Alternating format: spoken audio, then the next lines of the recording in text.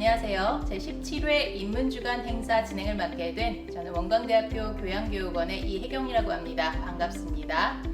매해 다양하고 알찬 인문 행사의 축제였던 인문주간 행사를 올해에는 온라인과 오프라인으로 병행하게 되었습니다. 여러분을 개막식 현장에서 직접 만나 뵙지 못해 아쉽지만 온라인으로나마 만나뵐 수 있게 되어 영상 너머로 반가운 마음 전해봅니다. 올해 인문주간은 시의적 요구를 담아 포스트 팬데믹 시대 미래를 여는 인문학이라는 주제로 진행합니다. 개막식을 시작으로 일주일간 다양한 강연과 행사가 진행될 예정이니 개막식까지 제17회 인문주간 행사 즐겁게 참여해 주시면 감사하겠습니다. 자, 그럼 개막식 첫 순서로 관계자 몇 분을 모시고 축하의 말씀을 듣는 시간을 갖겠습니다. 먼저 원광대학교 박맹수 총장님을 모시고 축하의 말씀을 들어보도록 하겠습니다. 반갑습니다. 원광대학교 박맹수 총장입니다.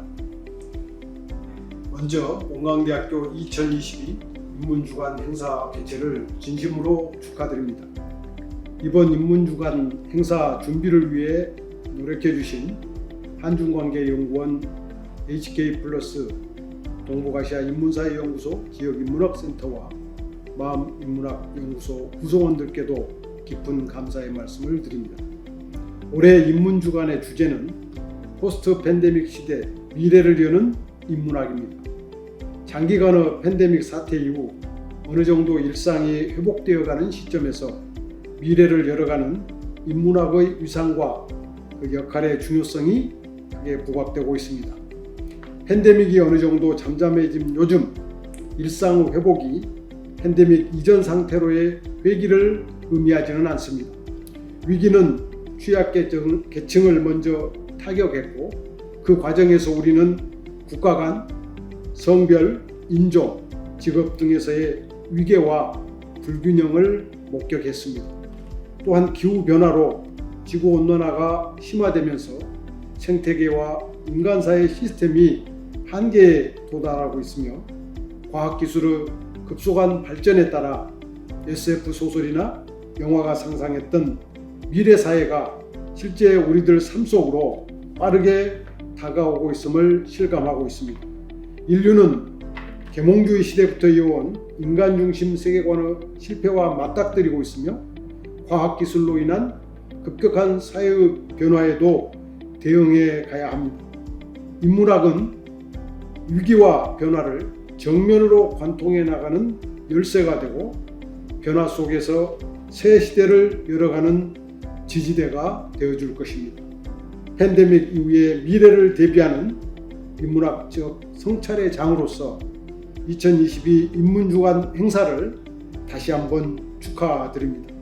함께 고민하고 해결할 문제들을 담론의 지평으로 끌어올려 새로운 길을 개척하고 깊이 교감하는 새 시대를 함께 맞이합시다.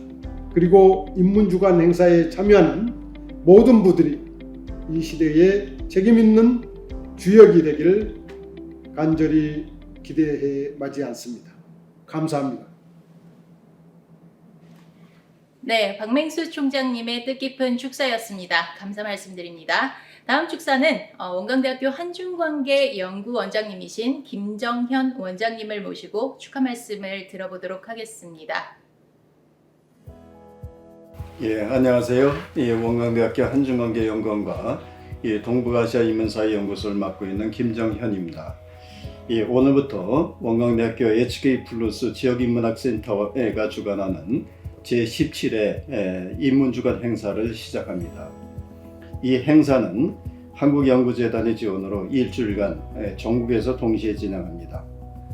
원광대학교 한중관계연구원과 동북아시아 인문사회연구소는 2017년부터 동북아 공동 번영을 위한 이 동북아시아 다이멘션 토대 구축, 역사, 문화, 그리고 도시라고 하는 아젠다로 이 HK+ 사업을 수행하고 있습니다. 이 HK+ 지역인문학센터에서는 인문한국 사업을 사회적으로 확산하는 역할을 하고 있고, 이번 행사는 우리 시대의 중요한 사회적 이슈를 다루며 지역사회와 소통하고자 합니다. 이번 행사의 주제는 이 포스트 팬데믹 시대 미래를 여는 인문학입니다.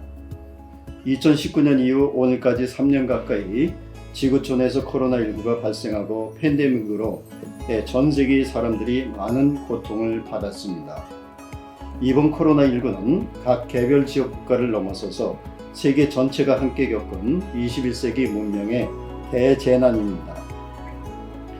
이 코로나 바이러스 대재난은 우리가 살고 있는 21세기 문명이 생태학적인 대전환의 경계에 있다는 것을 말해줍니다.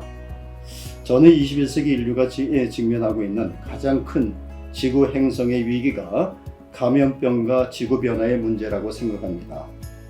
우리 인류는 현재 이 두 가지 위기 한가운데 서 있습니다.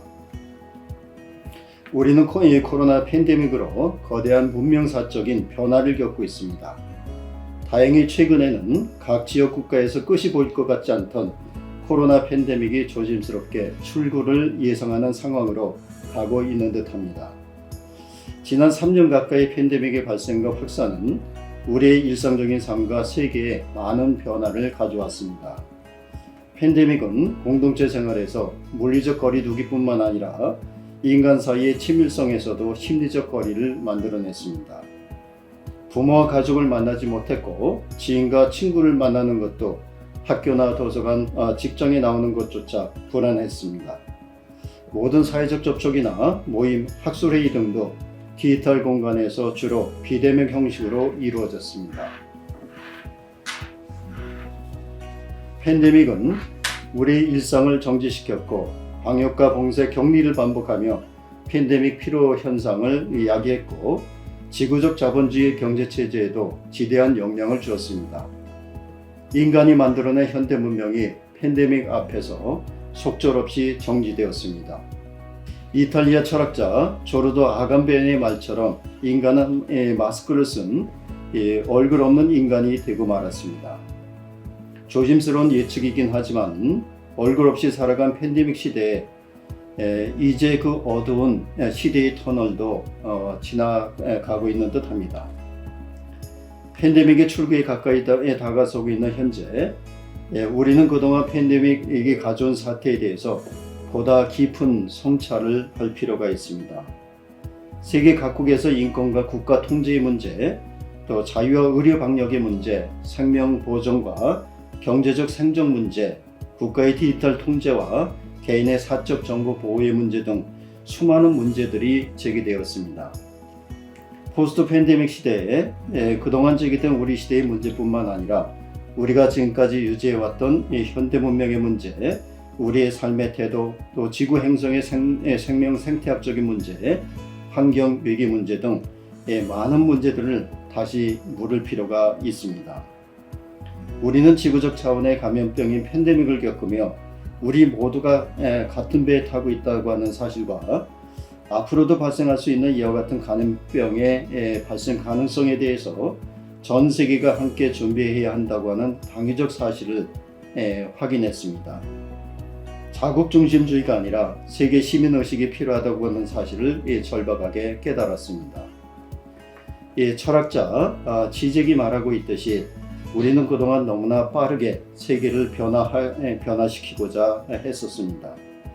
그러나 지금은 이와 같은 물질주의적인 사고방식과 편의성을 추구하는 문명의 변화가 인류를 행복하게 만들었는지 근본적으로 살펴볼 시간이 된 듯합니다. 이제는 조금씩 사회적 거리두기와 비대면의 불편함에서 걸어나와 개인화된 지구적 대난 속에서 우리가 잃어버렸던 것이 무엇인지 생각해 볼 필요가 있습니다. 우리가 매일 살아가는 일상이 소중하다고 하는 사실을 깨닫고 인간과 자연 생태, 인간과 인간의 관계에 대한 생명 철학적인 성찰을 할 필요가 있습니다. 이번 인문주간 행사는 우리의 일상과 생활 세계에 들어온 지구적 재난과 포스트 팬데믹 시대의 문제들을 통찰할 수 있는 기회가 될 것입니다. 거리에서는 마스크 착용을 하지 않아도 되긴 하지만 여전히 조심스러운 상황이기에 이번 행사는 온라인과 오프라인으로 함께 준비를 했습니다. 온라인 기조 강연을 비롯해 입문 강연, 또 입문 체험, 토크 콘서트, 현장 답사 등 다양한 프로그램이 준비되어 있습니다. 이번 행사를 통해 우리에겐 함께 이야기를 나눌 수 있는 소중한 이웃이 있으며 서로가 서로에게 귀중한 인연과 은혜로 이루어져 있고 우리와 또 우리가 살고 있는 삶의 터전인 자연 생태계가 실은 하나의 우주 생명 공동체라고 하는 사실을 함께 공유할 수 있었으면 좋겠습니다. 지역의 시민들과 대학의 학생, 교직원 등 관심 있는 많은 분들의 참여를 부탁드립니다. 감사합니다. 네, 김정현 원장님의 멋진 축사가 있었습니다. 깊은 감사 말씀드립니다. 다음 축사는 원광대학교 마음인문학 연구소장님이신 장진영 소장님을 모시고 축하 말씀 들어보도록 하겠습니다. 반갑습니다. 원광대학교 마음인문학연구소 소장 장진영입니다. 이번 2022년 제17회 인문주간 행사를 맞이해서 이렇게 함께하게 되어서 굉장히 기쁘게 생각합니다. 이번 인문주간 행사는 포스트 팬데믹 미래를 여는 인문학이라는 큰 주제로 교육부와 한국연구재단의 지원을 받아서 본교의 한중관계연구원, 동북아시아인문사연구소의 지역인문학센터인 함성인문학과 저희 원광대학교 마음인문학연구소의 마음인문학연구소의 지역인문학센터가 함께 공동으로 본교에서 진행하게 되었습니다.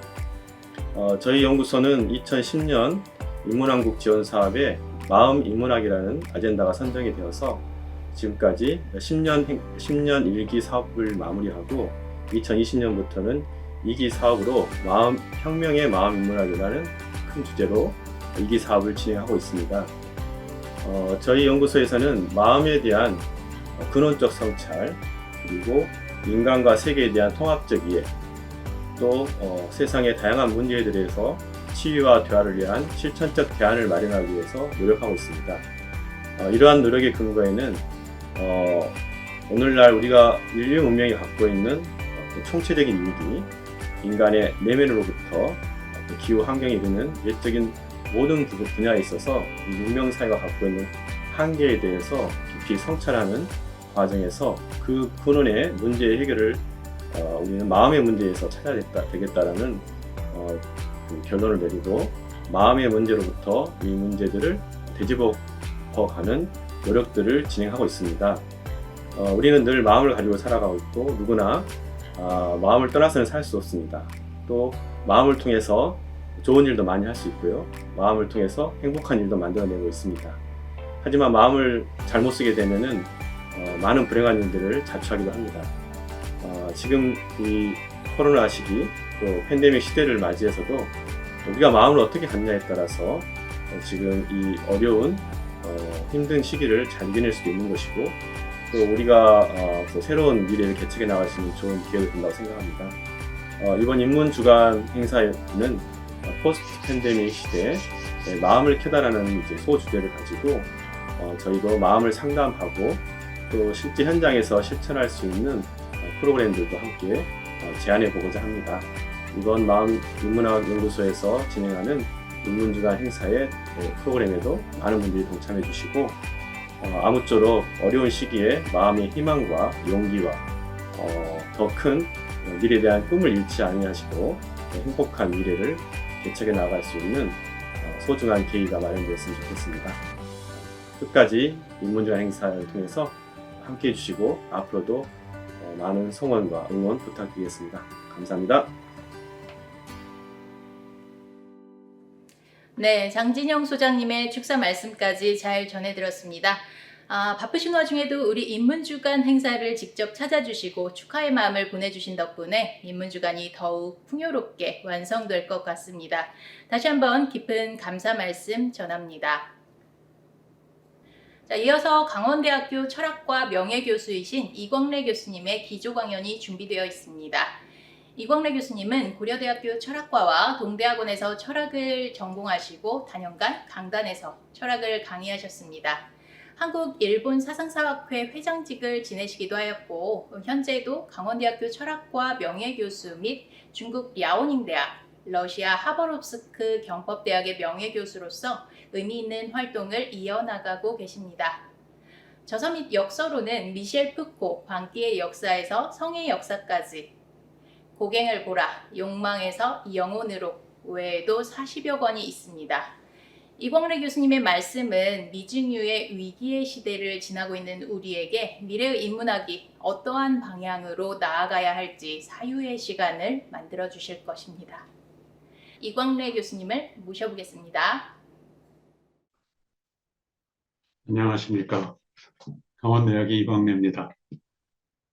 이번에도 원광대학 지역인문학센터에서 또 이런 좋은 행사에 기회를 주셔서 감사합니다. 인문학 주간이라서 아마 이런 계획을 하셨나 본데 저에게도 아주 유익한 기회라고 생각합니다. 자료에서 보시지만은 제가 이번에 말씀드리려고 하는 그런 내용은 위기 인문학 시대라고 생각합니다. 그래서 제목에서는 위기의 역설, 인문학의 파괴적 혁신을 기대하며라고 한번 이렇게 붙여봤습니다. 인문학만 위기가 아니라 이 시기에 여러 가지 리스크를 안고 있는 그러한 위기 시대라는 것은 다 누구나 같이 생각하고 있을 거라고 믿고 있습니다. 특히 이 팬데믹 때문에 한 3년간 이 지구가 병을 앓아왔고 또 저희도 몹시 고통스러운 시간들을 보낸 걸로 알고 있습니다.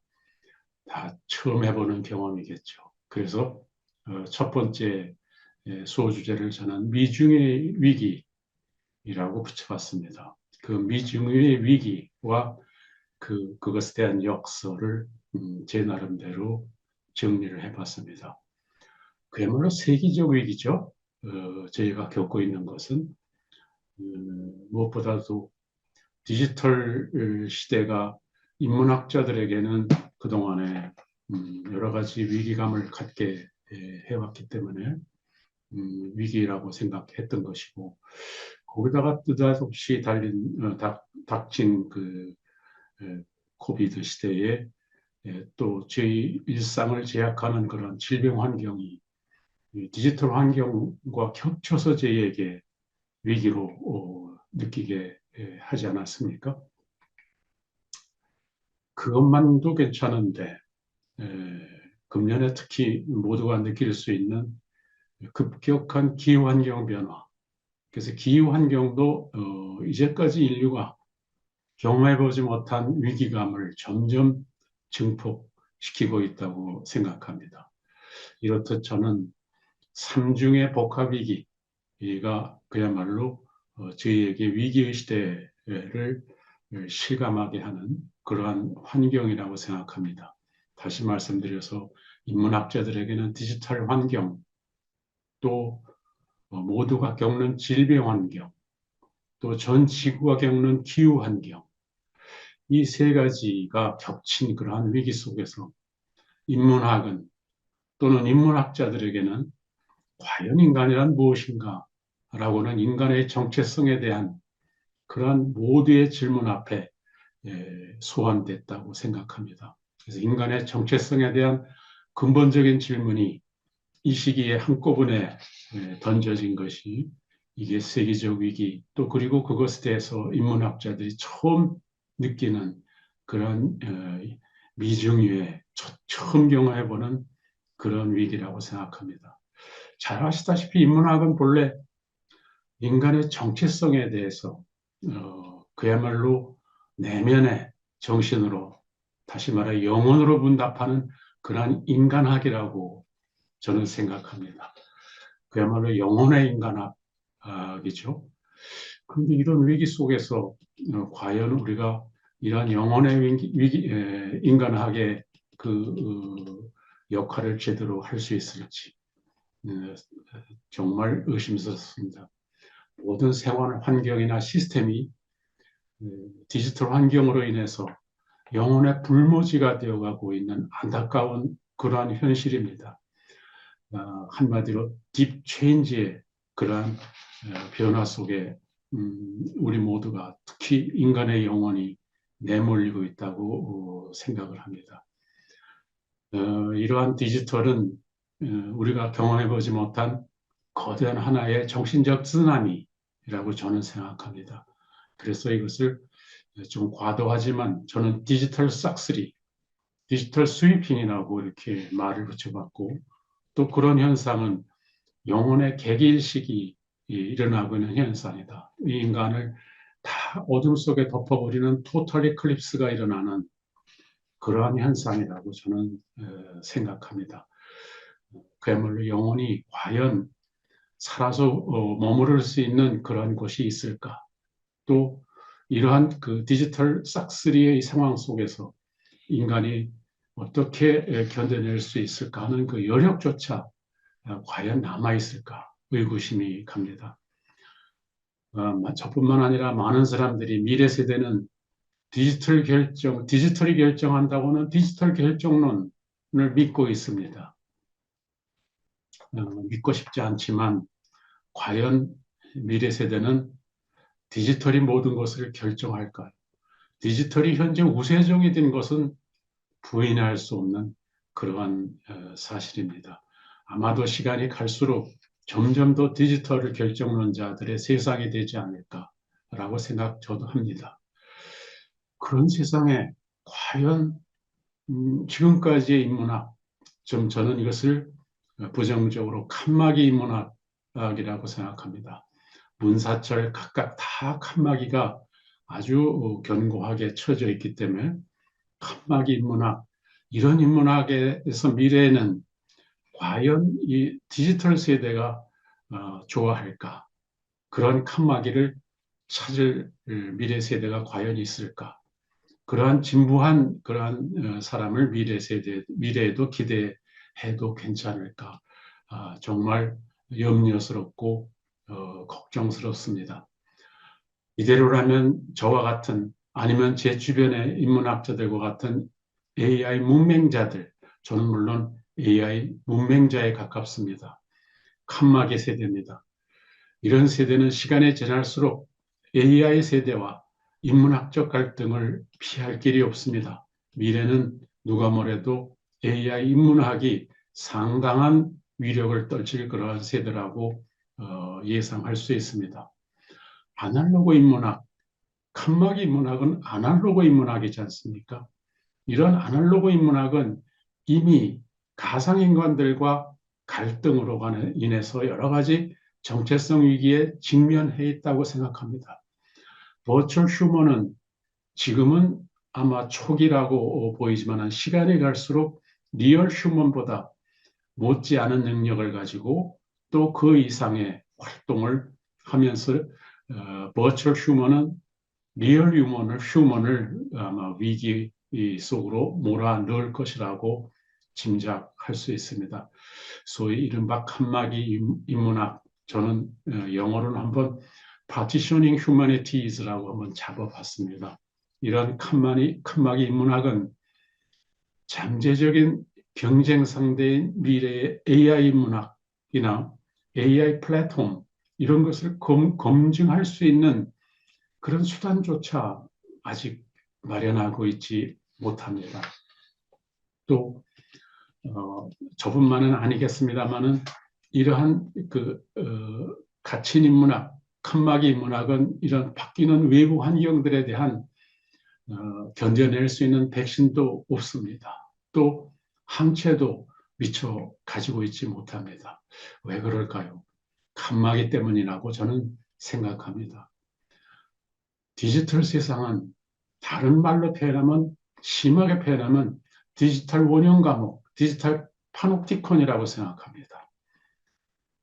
지금 제가 이 줌으로 강의하듯이 이미 이러한 디지털 파놉티콘의 이면을 강요받고 있는 그러한 와중에 닫힌 인문학인 칸막이 인문학에 겪고 있는 고통과 불편은 말이 아닙니다. 그뿐만이겠습니까? 팬데믹으로 인해서 이렇게 대면 강좌를 할 수 없는 것을 이미 잘 알고 계시지 않습니까? 이러한 거대한 파놉티콘, 이것은 디지털 파놉티콘뿐만 아니라 팬데믹 파놉티콘, 지구적 병동에 갇혀버린 그러한 또 다른 또 파놉티콘 속에 저희는 3년간 살아왔습니다.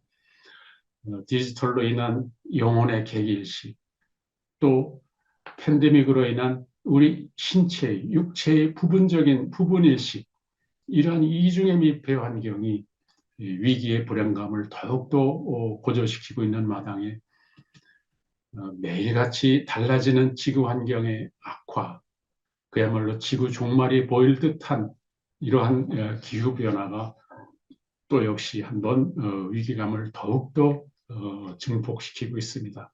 이런 상황에 지구 생명 과학자들은 21세기 이미 문턱에 들었을 때 지구 파멸 보고서까지 낸 바 있습니다. 그런가 하면 최근에도 6번째 지구의 대생물 멸종 보고서까지 냈습니다. 지구상에 있는 많은 생명체들은 하루하루 수없이 멸종되어 가고 있다는 내용입니다. 정말 비극적이고 비관적인 미래 경고라고 얘기할 수 없습니다. 하지 않을 수 없습니다. 그야말로 극단의 옐로 카드를 지금의 지구 세대에다 보인 것이라고 저는 생각합니다. 이런 상황에 인문학자들은 단지 불구경하는 그런 처지에 지나지 않다고 생각합니다. 우리는 사실 이미 이러한 삼중의 위기의 장기 지속 때문에 과연 위기의식을 얼마나 가지고 있을까요? 위기의식에 둔감해질 뿐만 아니라 대책 마련에서도 인문학자들은 지금까지 주변인 의식을 버리지 못하고 있다고 저는 생각합니다. 하지만 언제까지 이렇게 위기를 타령만 하고 있어야 될까요? 흔히 위기는 기회라는 말을 많이 합니다.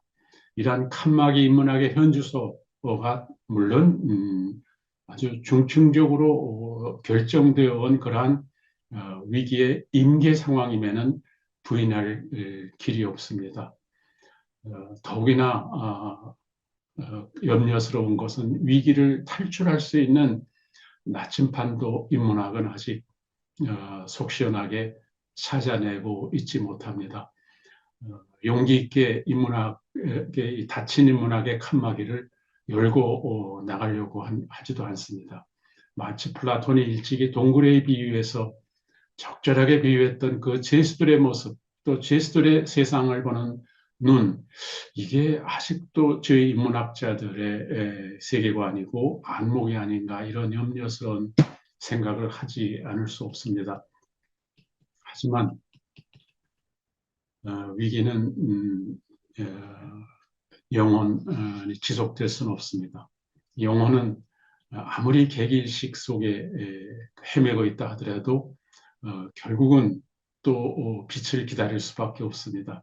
영혼의 계몽, 영혼의 빛들임, 이것은 결국 인문학자들의 몫이 아닌가 저는 생각합니다. 일찍이 소크라테스는 아테네 청년들에게 너희 영혼을 보살펴라고 설파하면서 아테네 청년들에게 영혼의 빛을 들여보내려고 노력했습니다. 또 다 아시다시피 로마 말기의 세네카도 역시 마찬가지로 영혼의 경작이 곧 철학이라고 역설한 바 있습니다. 철학은 다름 아닌 영혼을 경작하는 것이다 라는 얘기입니다. 또 20세기 초반에 앙리 베르그송은 당시에 날로 발전해가는 고대 기술 문명에 대해서 상당히 위기의식을 가진 나머지 인간의 커진 육체는 영혼의 보충을 기다리고 있다고 또 염려스러운 충고의 그 멘트를 한 적이 있습니다. 전부가 다 철학자들은 소크라테스 이래 위기 때마다 이와 같은 계몽의 인문학자의 역할을 해온 바 있습니다. 비단 철학자들의 역할 뿐이겠습니까? 앞으로 인문학자들의 역할도 마찬가지라고 저는 생각합니다. 위기는 곧 인문학자들에게 기회일 수 있습니다. 대부분의 기회 이론들이 위기의 역설이라고 저는 믿고 있습니다. 이러한 그 인문학의 칸막이 인문학의 위기가 결국 인문학의 칸막이를 열어 제껴라 하는 시대적 주문일 수 있다고 저는 생각합니다. 인문학도 이제는 과감하게 어떤 예술과도 연대해야 되고 또 어떤 기술과도 동업해야 됩니다. 나아가서 어떤 무엇과도 이접하고 또 인터페이스하면서 미래의 인문학으로 노력해야 됩니다. 다시 말해서 칸막이 인문학은 결합의 인문학, 통섭의 인문학, 융합의 인문학으로 변신하지 않으면 안 됩니다. Combined humanities, convergent humanities, hybrid humanities 이런 것들이 지금 시대가 인문학에게 요구하고 있는 과제라고 저는 생각합니다. 위기는 다양한 징후를 저희에게 보여주고 있지 않습니까? 그러면 이런 징후는, 위기의 징후는 앞으로 시간이 지날수록 저희에게 어떤 예후를 던져줄까요? 이번에는 그와 같은 징후에 대한 또 예후의 문제를 두고 한번 생각해 보기로 하겠습니다. 결국은 결론은 파괴적 혁신을 얘기하고자 저는 생각합니다. 파괴적 혁신은 그야말로 파괴에서 끝나는 게 아니라 혁신이지 않습니까? 파괴의 반작용은 융합입니다. 합치는 거죠. 결합의 형태건 통섭의 형태건 또 통합의 형태건 이것은 작용에 대한 반작용이라고 볼 수 있습니다. 이러한 낌새, 즉 이런 융합의 낌새들, 이런 것들이 이미 나타나고 있습니다. 하지만 안타깝게도 인문학보다는 인문학 이외의 영역에서 이미 나타나기 시작한 지 반세기 이상 지났습니다. 1950년대 인문학보다 먼저 예술 분야에서 이와 같은 징후가 등장 뚜렷하게 엿보이기 시작합니다. 특히 조형예술, 미술이나 건축과 같은 조형예술에서 자기 파괴와 혁신의 운동이 일어나기 시작하는 것이 반세기나 벌써 지났습니다. 우리가 잘 아시는 백남준 비디오 아트로 이러한 변혁의 아이콘으로 떠오르는 인물입니다. 저는 서양의 미술사를 시대 구분할 때 이 백남준을 가장 최근에 20세기에 들어와서 서양 미술사의 획기적인 전환점을 이룬 중요한 인물로 생각합니다. 백남준의 비디오 아트 작품이나 또 저희가 잘 아는 프랑스의 철학자 질 둘레즈가 말하는 이접이나 주름의 개념, 이걸 가지고 이러한 혁신적 변화를 둘레즈는 설명했었는데 이것을 잘 간파하고 또 수용한 그러한 인물들이 철학자들보다는 이 포스트 모던의 건축가들이었습니다. 그래서 이 건축가들이 이 들레즈의 이접이나 주름의 개념을 가지고 혁신적인 그러한 건축의 작업을 실험합니다. 이 그림에서도 보시다시피 백남준의 작품 TV 부처, 백남준은 많은 그러한 그 파격적인 작품으로 잘 아시다시피 유명하지만은 그 중에서 저의 눈에 띈 것은 이 TV 부처였습니다. 부처가 TV 속에 자화상을 보고 있는 매우 이색적인 작품입니다. 그야말로 한국의 신라불교, 선불교를 상징하는 비로자나불이 저는 그렇게 보입니다. 대적광전이라는 소위 신라불교의 그러한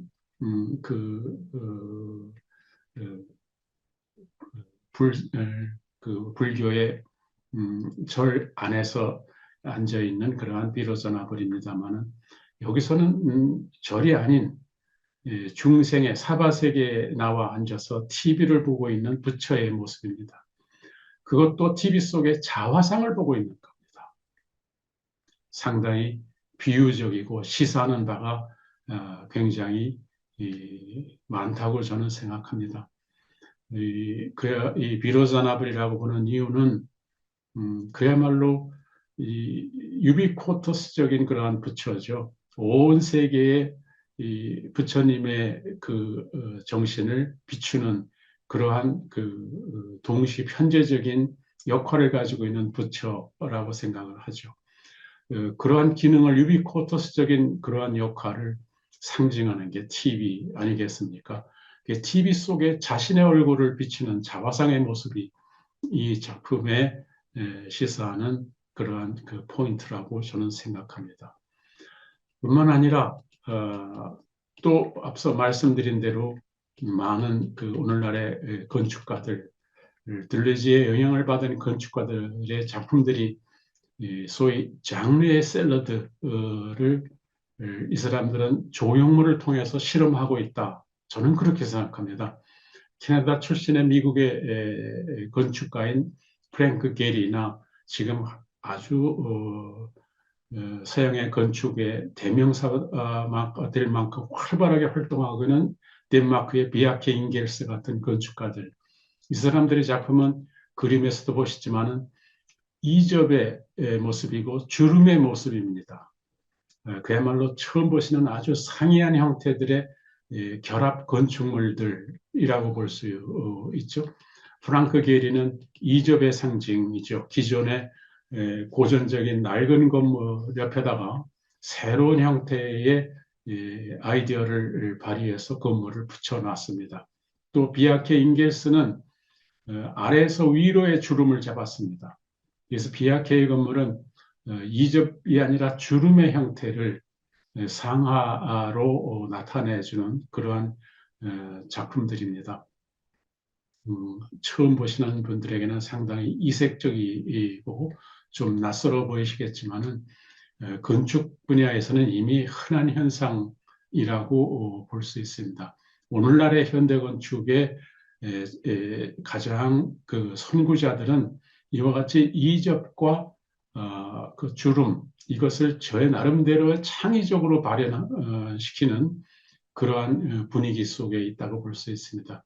그런 이유에서 일찍이 이미 프랑스의 미술 비평가인 니콜라 브리오는 현대의 그 미학을 관계미학이라고 정의를 했습니다. 여러 가지 이미지들의 관계가 이접하고 또 주름짓는 그러한 그 특이한 형태들을 가리켜서 새로운 관계미학이 탄생하는 거죠. 그래서 관계적 변증법적 질서가 이러한 움직임을 대변해주고 있다고 니콜라 브리오는 생각했던 겁니다. 자기 파괴적인 결합이라고 저는 생각합니다. 어떻게 보면 이것보다 더한 위기의 역설이 있을 수 있을까요? 이와 같은 징후가 사실은 건축에서는 이미 일반화됐고 또 아주 흔한 증후군을 형성하고 있다고 볼 수 있습니다. 예술에서는 더더욱 전면적으로 이런 현상이 나타나고 있습니다. 앞으로는 어떻게 변할까요? 예후를 보겠습니다. 영어로 프로그노시스라고 적어 놨습니다만 프로그노시스는 그리스어의 그 미리라는 뜻을 가리키는 프로라는 접두사와 그노시스, 알다라고는 그노시스의 합성어입니다. 그리고 프로그노시스, 예후라는 말은 앞으로의 경과를 미리 한다라는 뜻쯤 되겠지요. 예를 들면 지진이 일어날 때 가볍건 아니면 좀 심하건 지진의 징후나 전조가 있다고 얘기들 합니다. 앞으로 지진이 일어날 것에 대한 단서를 제공해 주는 거겠죠. 이렇듯 인문학도 인문학 주변에서는 벌써 이와 같은 징후와 조짐들이 뚜렷하게 일어나고 있고 또 이것들이 변혁의 예후를 어떻게 바뀔 것이라는 것을 가늠하고 할 수 있게끔 해준다고도 볼 수 있습니다. 백남전, 프랭크 게리 또 등등 다른 이 조형 예술 분야의 많은 인물들, 조형 예술이 아니더라도 이미 예술 분야는 이런 증후군이 팽배해 있다고 볼 수 있습니다. 단지 인문학이 좀 이런 변화에 좀 둔감한 거 아닌가 하는 생각을 저는 하고 있는데, 그래도 인문학에서도 변화에 눈치 빠른 인문학자들은 이런 이해후에 대해서 잘 간파를 합니다. 또 그리고 그것에 대한 위기감도 또 느끼고 있습니다. 인문학이 변하는 것은 사실이지 않습니까? 요즘의 인문학은 인문학 아닌 것이 없는 그런 상황이라고까지 말씀드릴 수 있을 만큼 소위 인문학이 시장화되고 있습니다. 나름대로의 개방의 현상이라고도 볼 수 있습니다. 인문학도 이런 여러 가지 징후를 봐서 앞으로 변화의 예후를 충분히 짐작할 수 있다고 생각합니다. 세 번째 제가 말씀드리는 주제는 이제 역설의 문제입니다. 역설은 파괴를 통한 역설을 강조드리고 싶은데, 파괴의 결과는 결합밖에 없을 거라고 생각됩니다. 그래서 파괴는 혁신을 위한 전제일 수밖에 없는데, 이런 사례들이 어떤 사례들이 있었나를 먼저 살펴보겠습니다. 20세기 경제학에서의 많은 걸출할 인물 가운데 하나가 조셉 슌페터입니다. 조셉 슌페터의 경제발전론에서 슌페터는 창조적 파괴라는 개념으로 주목을 받았습니다. 저에게도 가장 눈에 띄는 그런 컨셉이 슌페터의 창조적 파괴입니다. 좀 역설적인 단어죠. 창조와 파괴라는 게. 하지만 창조는 파괴를 전제한다는 이야기이기도 합니다.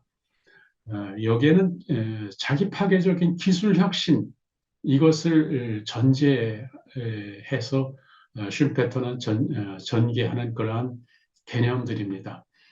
소위 이 자본주의가 가지고 있는 역동성을 이러한 단어로 대신하고 있는 거죠. 경제가 획기적으로 발전하려면 그 동력인으로서 기업가의 창조적인 파괴 행위를 강조하는 그러한 그 의도였다고 볼 수 있습니다.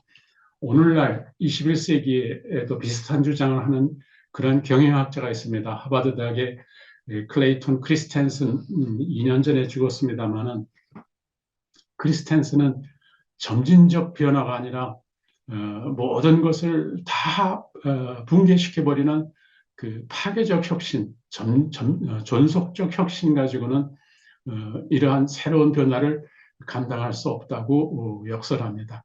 파괴적 혁신만이 경쟁이 치열한 21세기 사회에서 기업이 살아남을 수 있는 길이라는 겁니다. 어쨌든 슌페터의 파괴이든 또 크리스텐슨의 붕괴, disruption의 개념이든 모두가 다 혁신과 창조의 전제이고 또 조건이라고 저는 믿고 있습니다. 이와 비슷한 그 생각을 했던 인물이 저희 주변에도 있었지 않습니까? 잘 아시는 삼성전자의 이건희 회장이죠. 1993년 6월 7일 날 프랑크푸르트에서 삼성전자의 많은 그 간부들을 모아놓고 한 유명한 폭탄 선언이 있죠. 아내와 자식만 빼고 모두 바꿔라. 이 이야기가 정말 상당히 오랜 시간 동안 회자된 적이 있었습니다. 이것은 그만큼 위기의식을 느꼈던 삼성전자의 회장이 그야말로 창조적, 파괴적 혁신을 주문하는 그러한 폭탄 선언이었다고 저도 믿고 있습니다. 마침 크리스텐슨은, 하버드의 경영학자인 크리스텐슨은 이보다 몇 년 뒤에 낸 책에서 앞서 말씀드린 대로 파괴적 혁신이라는 단어를 가지고 기업의 그 혁신과 창조를 강조하면서 삼성전자를 예를 든 적이 있습니다. 97년도의 책에서.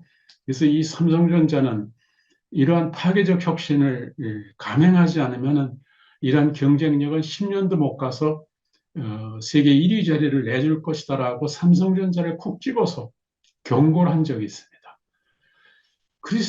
크리스텐슨의 예언은 10년을 봤지만은 그래도 삼성전자는 1위 자리를 아직은 굳건히 지키고 있습니다. 안타깝게도 최근에 금년도 3분기의 실적으로만 놓고 보면은 삼성전자는 대만의 세계적인 반도체 기업인 TSMC에게 처음으로 1위 자리를 내주는 그러한 안타까운 현실도 신문 기사에서 본 적이 있습니다. 이런 게 이제 여러 가지 지금 위기의 상황에서 이미 이 상황을 간파한 사람들의 위기의식의 충고들이었다고 볼 수 있습니다. 파괴해라. 그것만이 살아남을 길이고 혁신해라. 창조적으로 혁신해라. 그것만이 미래의 살 길이다. 라고 하는 인식이겠죠. 다 새로 열어라. 라는 얘기입니다. 파괴라는 것은 닫힌 것을 모두 새로 열어라라는 얘기죠. 그래서 닫힘에서 열림으로를 또 제목으로 잡아봤습니다. 이미 닫힘에서 열림으로 이런 반작용은 역사적으로 계속 반복되어 왔습니다. 정치적으로도 19세기 말에 동아시아 한중일이 이미 뼈아프게 경험해본 것이 닫힘에서 열림으로의 큰 변화였습니다. 동아시아 3국은 서세동점의 그 위기감에서 불가피한 개국, 근대화라는 명분의 불가피한 개국을 한 경험들이 있지 않습니까? 이러한 동아시아 3국의 이러한 개국의 위압 속에서, 위기 속에서 내세운 인문학적 방정식이 여러분이 잘 아는 조선은 이 당시에 동도서기를, 또 청나라는 중체서용이라는 아이디어를, 또 메이지 정부는 화혼양제라는 이런 묘안을 내서 이런 위기를 극복해 보려고 노력했습니다. 그 가운데서도 메이지 유신의 주역이었던 인물들이 메이지 6년에 이네들이 결성한 메이로쿠샤 명육사라는 단체가 있습니다. 후쿠자와 유키치를 선두로 해서 여러 젊은 세대들이 서양의 신문물을 적극적으로 받아들이려고 했던 그러한 모임들이었습니다. 그 가운데 가장 당시에 막내였던 인물이 모리 아리노리라는 인물이었습니다. 영국의 런던 대학에서 유학을 하고 돌아온 사람이었는데 메이지 천황은 이 사람을 36살의 젊은이를 초대 문부 대신으로 임명했습니다. 그러나 이 모리 아리노리는 좀 더 지나치게 이러한 화혼양제의 정책을 구사해서 결국은 비극적인 결말로 끝나고 말았습니다만은 모리 아리노리의 정책은 문부 대신이 되고 나서 파괴적 개혁 정책을 너무 급진적으로 시행했습니다. 일본인들이 늘 일상에서 허리에 차고 있는, 일본 남성들이 차고 있는 일본도 칼이죠. 이것을 강제로 풀어 헤치게 했습니다. 폐도론이죠. 또 지나친 남존여비 사상을 타파하기 위해서 여성 해방을 계속 강조해 왔습니다. 나아가서 일본의 전통적인 복식을 버리고 서양 양복으로 다 착용하기를 요구했습니다. 더 심한 것은 일본어 대신 영어를 일본인의 국어로 바꿔야 된다라는 정책을 강조했습니다. 가장 극단적인 모리 아리노리의 정책은 인종 개량론입니다.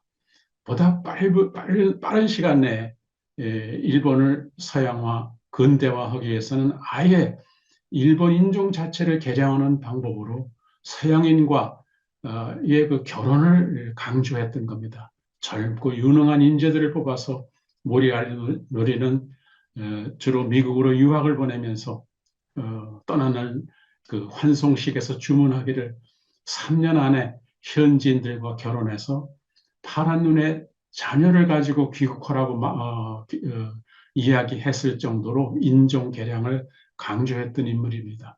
이렇게 지나친 급진적인 자기 파괴의 개혁 정책 때문에 결국 모리 아리노리는 문부 대신으로 임명된 지 4년 뒤에 일본이 신헌법 공포하는 공포 당일날 출근을 하는 그 시간에 자기 집 자택의 문턱을 넘지 못하고 자객에게 살해당하고 마는 그러한 비참한 죽음을 맞이했습니다.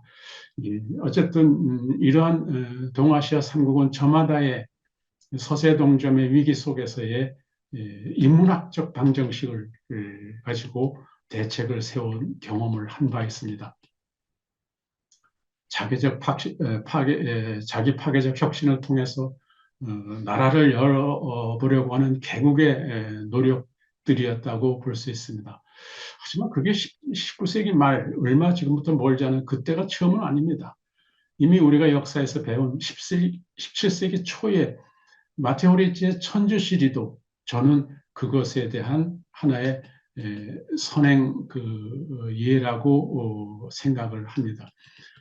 천주시리는 삼국의 지식인들에 의해서 지어진 것이 아니고 반대로 서양의 선교사에 의해서 동양의 그 인문학과 서양의 종교를 절묘하게 결합시킨 융합 텍스트가 천주시리라고 생각합니다.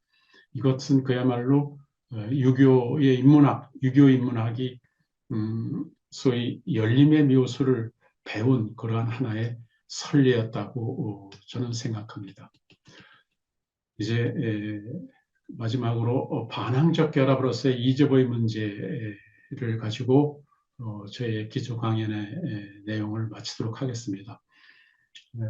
이접은 디스정션입니다. 이것은 컨정션의 반대 개념이겠죠. 본래 컨정션은 같은 것끼리 결합시키는 교접입니다. 이 컨정션도 역시 콘이라는 접두사와 뒤에 정션이라는 명사를 합해 그러한 합성어죠. 본래 결합이라는 뜻은 정션입니다. 라틴어에서 장치오죠. 그 앞에 접두사 콘이 붙은 건데 뒤에 있는 정션만 가지고도 결합인데 앞에 콘이 붙은 것은 동일한 것, 유사한 것들 간의 결합을 말합니다. 그래서 컨정션입니다. 이것의 반대 개념은 디스정션이죠. 그때 디스는 라틴어에서도 다른 것의 의미를 가진 접두사입니다. 그러니까 디스정션 그러면은 다른 것과 결합시키는 겁니다. 같은 것끼리의 결합이 아니라 다른 것과 결합이니까 일종의 저는 접속에서의 하나의 배신적인 그런 그 과정이라고 생각합니다. 이제 이러한 파괴적 혁신의 한 결합이라고 한다면 저는 컨정션이 아니라 디스정션이어야 된다. 이것만이 이러한 파괴적 혁신에 가장 적합한 그러한 결합의 방식이 아닐까라고 저는 믿습니다. 이미 2017년에 미국의 그 겨울간 그 경제잡지인 포춘이 미국 내 500대 기업을 조사해 봤더니 이민자 출신의 창업가가 43%였습니다. 그런데서도 500대 기업 가운데서 상위 35개 기업은 이민자가 세운 기업이 57%가 넘었습니다. 이만큼 절반 이상이 이민자가 창업한 것이 미국의 500대 기업 중에 상위 35개의 기업이나 됩니다. 이것은 앞서 말씀드린 대로 그야말로 그 동종교배가 아닌 이종교배가 얼마나 더 중요한 역할을 해내는가 하는 것은 간접적인 시사라고 해서 제가 한번 소개해 드리려고자 하는 겁니다. 인문학도 여기서 많은 시사점을 얻어야 된다고 저는 생각합니다. 정말 인문학이 혁신을 기대한다면 이처럼 아이디어의 교차 수정, 이것이 불가피하다고 생각합니다. 특히 창조적 혁신의 원동력이 저는 이접이라고 믿기 때문에 이접을 위한 아이디어의 타화수분, 다른 곳에서 그 아이디어를 얻어오는, 꽃가루를 얻어오는 그러한 타화수분의 그 방식을 과감하게 인문학이 수용해야 된다고 생각합니다. 이러한 이접이라고는 반항적 결합, 이것만이 인문학이 이러한 위기 상황에 헤쳐나갈 수 있는 그러한 길이라고 저는 믿습니다. 끝으로 바칼로레아의 모델을 한번 제시해 드리면 어떨까 생각해 봤습니다. 이미 이러한 변화에 발빠르게 대처하는 대학들도 있습니다. 또 이런 대학들은 공통적인 특징을 가지고 있습니다. 학과나 학문의 칸막이를 다 걷어내자는 겁니다. 학과나 학문의 칸막이를 걷어내고 이것들을 가능한 한 대로 결합하고 통합하는 또는 통습하고 융합하는 그런 작업을 하자는 겁니다. 21세기 들어서는 길목에 벌써 일본 대학의 그 교과 과정에 눈 띄는 것이 종합인문학이라는 과목에 눈에 들어왔습니다. 그것도 그런 의도에서 하나의 모델이 될 수 있습니다. 최근에는 미국의 스탠퍼드 대학이나 MIT 대학이 이런 시도에 적극적입니다. 스탠퍼드 대학에는 인간 중심 AI 연구소가 있습니다. HAI라는 약어를 쓰는데 Human Centered AI Institute라는 그런 제목을 붙인 연구소입니다. 이 연구소에서 주로 하는 일은 컴퓨터 기술 윤리, 디지털 기술 윤리를 연구합니다. 또 스탠퍼드 대학의 클라크 센터도 있습니다. 이것은 인체의 신비에 대해서 연구하는 연구소인데 여기에는 공학, 의학, 인문학 이 분야의 연구자들이 결합해서 합동으로 연구를 해내는 그러한 연구기관이라고 저는 알고 있습니다. MIT에도 그 철학과의 지금 현재 학과장을 맡고 있는 알렉스 번이라고 하는 철학 교수가 이와 비슷한 그러한 작업을 손대고 있습니다. 또 국내에서는 아주대학, 포스텍 이런 대학들이 MIT처럼 이미 학과와 학문의 칸막이를 털어내고 이것들 대신에 스마트 랩 시스템을 가지고 융합 교육과 연구를 본격적으로 진행해 보려는 작업을 하고 있습니다. 인상적인 것은 아주대학 의과대학 내에 인문사회의학교실이라는 것이 한 20여 년 전에 생겼습니다.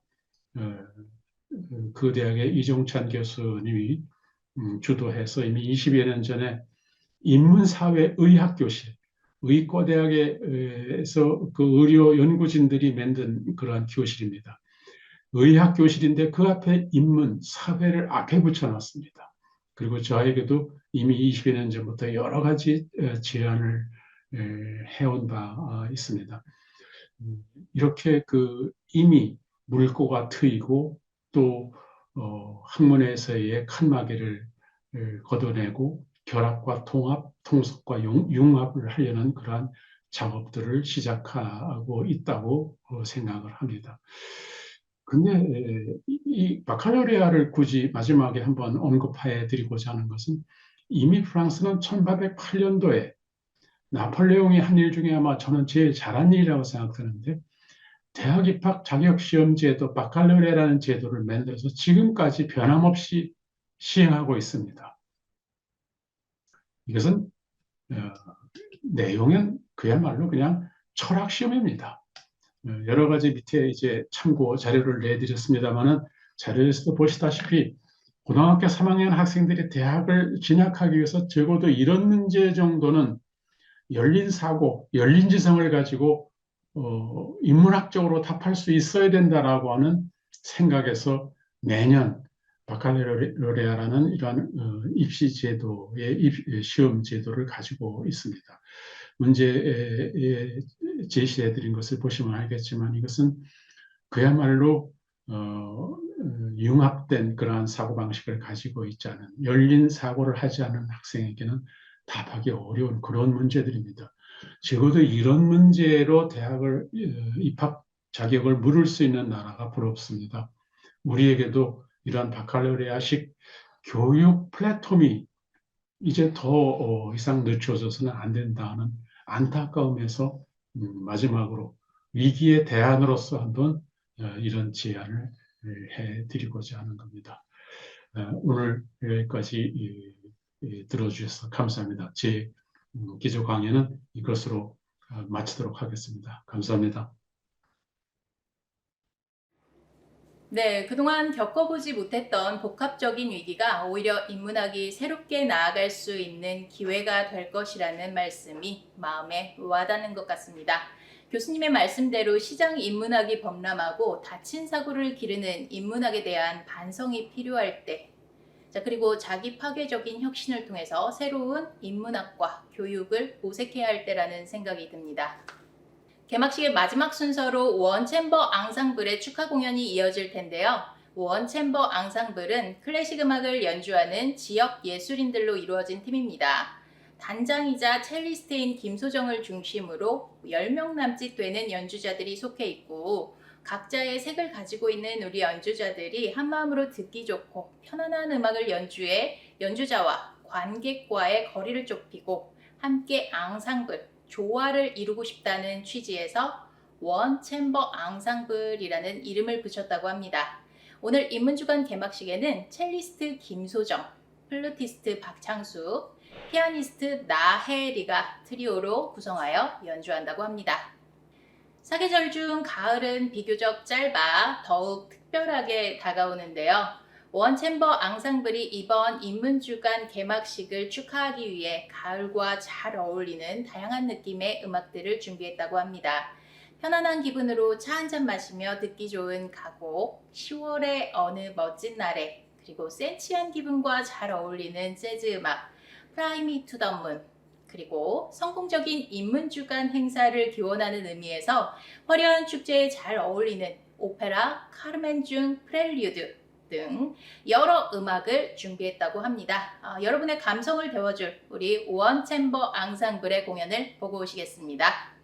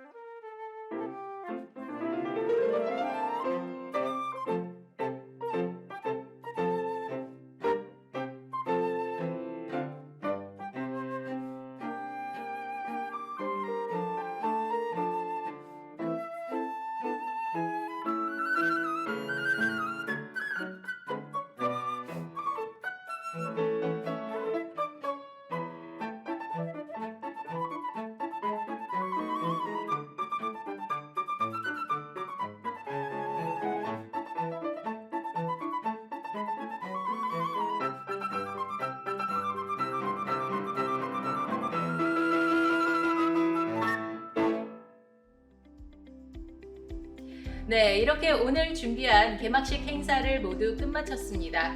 현장에서 생생하게 보여드릴 수 없다는 것이 아쉽지만 인문주간 행사 남은 기간에도 온라인과 오프라인에서 좋은 강연과 행사로 찾아뵙겠습니다. 마지막까지 준비한 강연과 공연 모두 놓치지 마시고요. 인문주간 행사를 통해서 인문학의 마음을 열게 되는 좋은 시간 보내셨으면 좋겠습니다. 많은 관심 부탁드립니다. 감사합니다.